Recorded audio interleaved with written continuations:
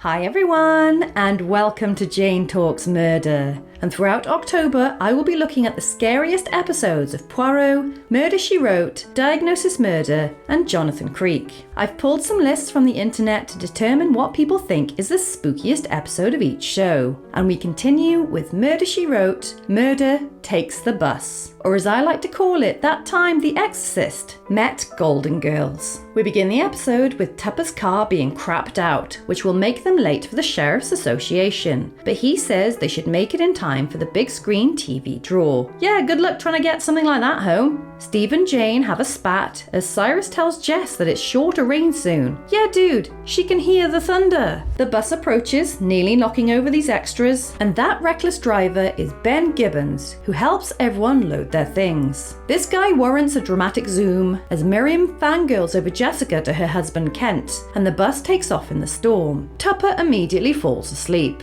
The bus stops outside a prison to pick up Gilbert Stoner, who seems to spot someone he knows on board. Jessica eyeballs him and his book as the bus is stopped by "Hiya, Georgie," who warns the road up ahead might not be passable, and Miriam tells Jess she loves her books, and so does everyone else who keeps stealing them from the library. I'm very flattered, I think. The driver of a broken down car flags down the bus and boards, sporting a gun, and as they approach a cafe, Ben announces the bus's engine has given up. The owner, Ralph, is more than happy to invite them all in and feed them, where Joe wants to get drunk, and Cyrus keeps banging on about the weather. Jess spies an argument through the window before Steve comes in looking for a phone, and when Amos goes looking for one too, Ben comes in saying they're stranded. Jess reboards the bus, only to find Stoner dead by screwdriver. The situation is obvious. I'm either a bad omen or I kill everyone I meet that looks at me funny. They find the guy's ID, which reveals he's just gotten out of prison, and Miriam walks in on the body and freaks out.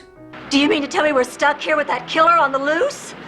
Why, he'll just probably kill us all one by one. And Ralph gives them free drinks before Tupper announces he's taking charge. They all work out that Stoner was one of 3 men involved in a robbery 15 years ago, and Jess suggests Amos find out everyone's names and where they were at the time of the crime. Kent was playing an arcade game, Cyrus was in the gift shop, Steve was using the phone, Jane hasn't moved from the table, Joe was in the bar, Kerry was in the bathroom, and he has a gun to protect the jewelry he sells. And Ben's looking guilty because it's his screwdriver. Jess calls Steve out for his argument with the victim and wants to know about a picture she found, but he doesn't want to play nice. So Jane explains Steve's dad in the photo was killed during Stoner's robbery, along with some random woman, and the other suspect escaped being captured while Stoner took the fall. Jess and Tupper check the building out. This wallpaper is wild, before boarding the bus and discovering a blinky light, which Tupper is excited about and scurries off, while Jess checks all the exits and finds Stoner's suitcase. Steve decides to be ominous, but helps with the case, where Jess realizes that Stoner's coat and book are missing, and Steve says his dad was one of the thieves. Oh, that wasn't clear before. I wonder why they said 3 guys, then only mentioned 2. He says he argued with Stoner, but then realized it wasn't worth it, and explains everyone knew Stoner was being released because it was in the newspaper. That also mentions the girl that was killed was called Julie Gibbons, same surname as the bus driver. Amos reveals he solved the crime half an hour ago and arrests Ben. No amount of Windex is going to fix this one. And he knew because the light was the damper switch that could only be reset with a screwdriver. Ben admits the girl was his daughter and swapped with a scheduled bus driver so he could sabotage the bus and stab Stoner in his sleep. But Jess poops on the party by revealing Ben stabbed a dead body because there was no blood on the murder weapon and was in fact strangled. The phone is still down, so Ralph takes Carey to try the CB radio with Amos in tow, and this guy is still banging on about the rain. Jess goes to check on Carey and asks why he left his apparently precious jewelry collection in the other room, so he admits he's actually a PI on the trail of the missing money. Jess and Amos get back to the bus, realizing that Stoner wasn't killed in his seat, and on his actual seat they find the coat and book, which Jess shows to everyone right before the lights go off. Ralph and Amos Amos go to reset the generator while this guy proves he's the most pointless character, and someone scuttles around in the dark before a gunshot is heard and Jess rushes towards it. Carrie and the radio have both received damage, and Amos pats everyone down looking for the gun, then sends Ben and Ralph to go try the phone again.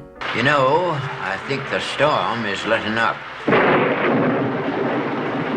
What is this guy's purpose? Joe the sea captain bandages up Carey, and they try to work out why someone would just wound him instead of killing him, before Jess notices the book is missing again, not taken by the one who shot Carey because there wasn't time. Jess accuses Miriam, who is indeed the thief, because it's a rare and expensive book, but there's more to it than that, as the spine contains a key, which Jess immediately questions Joe about. He tied the wrong knot on Carey's bandage, so he whips out the gun, but between Amos and Steve they manage to disarm him, and he says he's not the killer despite shooting Carey to buy himself more time to find the key. Jess agrees that Joe isn't the killer and instead lands back on Ben, who she says strangled Stoner, getting engine grease on his collar, and then stabbed him afterwards to cover up the strangling. Ben explains that he confronted Stoner, who was a butthole about his daughter, so he saw red and strangled him. Then Joe got on the bus and yoinked his suitcase. Then Ben stabbed the body in order to confess to cover up him being the original murderer. He's arrested, and Tupper reveals that had she made it to the event, Jess would have won the TV. What?